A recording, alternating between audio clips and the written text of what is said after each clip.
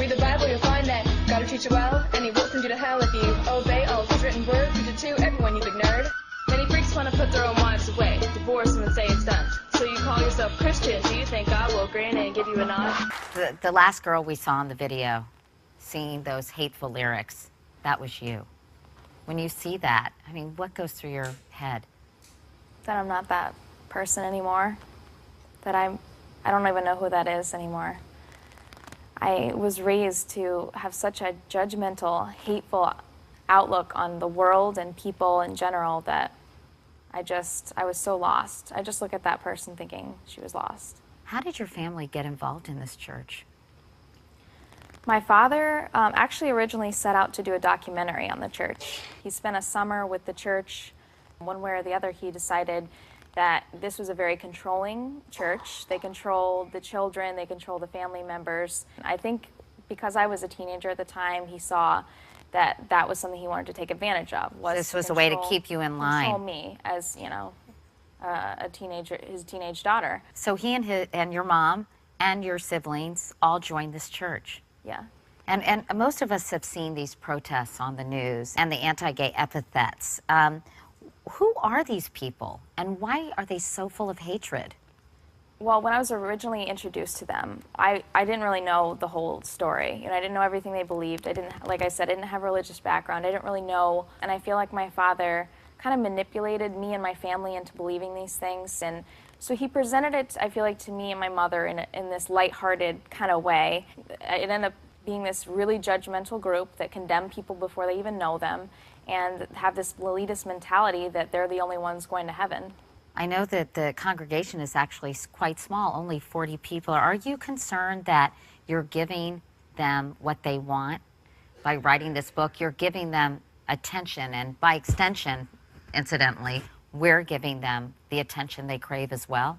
I have no contact with my family, my mother, my father, my 3 siblings who are still, I feel, trapped in this church, trapped in the brainwashing, trapped in this life where they think the whole world is evil.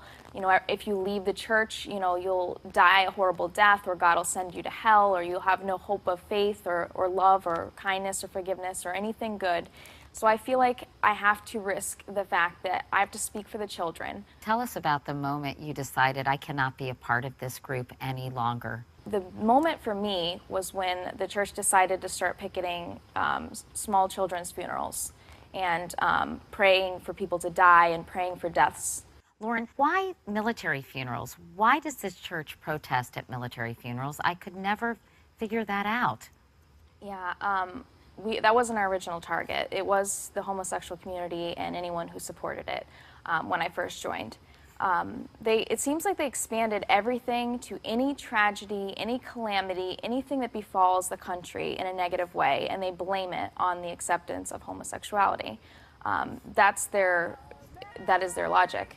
So for the funerals of our fallen servicemen, they would say that it's your fault. You've accepted this sin, so God's going to punish the country. He's going to punish our soldiers.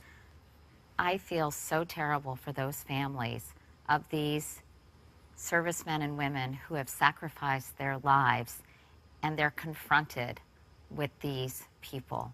Yeah. It's absolutely repulsive to me. Right.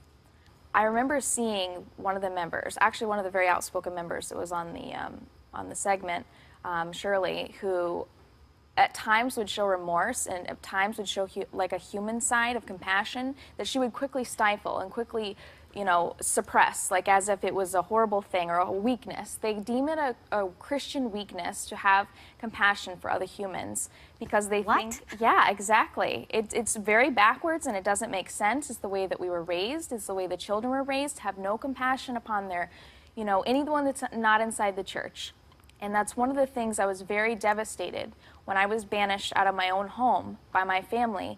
I hadn't lost, despite the fact that I had protested and done these things that are very offensive, I hadn't lost human compassion. By the time I was banished, only 7 years later, I saw that my father had lost all compassion for me. Like, his eyes were dead, and I see that they're dead for everyone else, and it's just, they ingrain it into the members that that's an evil thing or it's a weakness to care for people. You started to speak out, and so you were thrown out. Exactly. I asked the pastor a couple questions. I asked him questions, verses in the Bible I didn't think matched up with our signs. I asked my parents, and slowly but surely they saw me as this divisive person that was going to question their doctrine, and they saw it as a threat. They saw it as a threat to keeping the control over the members. And I think that's the reason they kicked me out. You were thrown out. You were out on the streets, all alone. Yeah, my father told me, I came home from work one day and he told me that the church had voted me out. I'm on my own. He doesn't want me in the house anymore. I left my 3-year-old sister, my 5-year-old brother, and my 16-year-old sister. That day they told me I was out. I wasn't welcome back at any time. Communication was completely cut off, and I had 3 days to find a place to live. So have you had any contact with them? Not my little siblings. I've tried to reach out to my mom several times. I've seen in her a little bit of, compassion to the point that she'd answer the phone a couple times, but it's been about 3 years since I talked to her on the phone, 6 years since I've seen anyone. So it's been really hard being without them. You recently got engaged, so that's a bit of good news, happiness for you in your life, right, Lauren? Yes, thank you.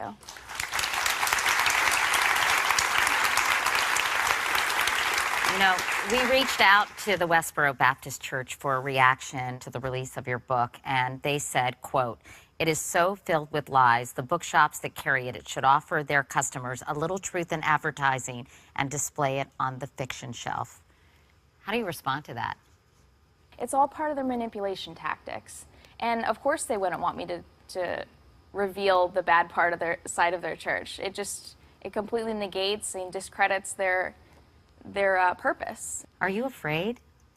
I was. In the very beginning when I got kicked out, I was very afraid. I was taught that I was going to die a horrible disease, or a car would hit me, God would kill me, God would send me to hell, that I deserved all the things that were happening to me. I was mocked. 3 days after I was kicked out, I went home to return to my house and pick up a few of my things, and my 3-year-old sister at the time was told that I don't belong there anymore, and she was mocking me, saying I don't live there anymore. They teach the children that everyone on the outside is evil. So in 3 days, they had already brainwashed my sister to believe that I was a horrible person. Do you think you'll ever forgive your parents? They have done a lot that is not worthy of forgiveness to me, but that's just not the kind of person I am. And had they have a change of heart and come to me and tell me they're sorry for what they've done, I would 100% forgive them.